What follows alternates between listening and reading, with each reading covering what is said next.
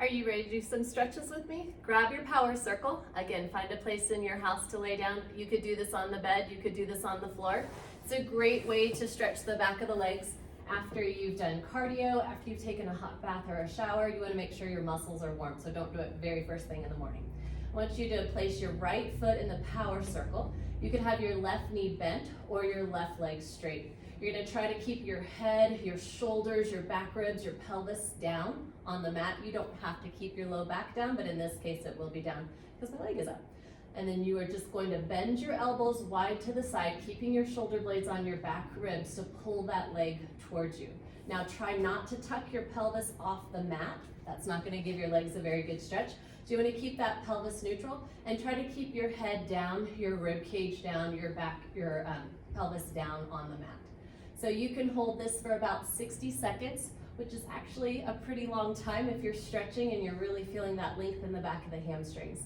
After that, hold on to the power circle with the right hand. The left arm goes down by the side. You're going to take that right leg to the right, keeping your left hip, well, keeping both hips level, but especially keep that left hip level. It's kind of challenging to keep that left hip down. You can hold this for another 60 seconds. This should be a really good inner thigh stretch. And then after that, you're going to switch your hands. The left hand goes to the power circle, the right arm goes down. Bend your elbow wide to the side. I want you to keep your right leg turned out. So you're spiraling that thigh bone out from the hip, and you want to push your foot up into the power circle, keeping your right leg straight. This is a really intense stretch. I was going to say great stretch. It's great when it's done, but it's a big stretch in the IT band. You might also feel it in the back of the legs. I'm feeling it right now in my calf.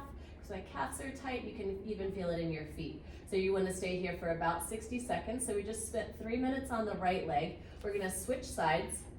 Place your left foot in the power circle. Same thing, you can have your right knee bent or straight. I like to straighten my leg because it helps me balance my pelvis. But if it's too much straight on your lower back, bend that knee.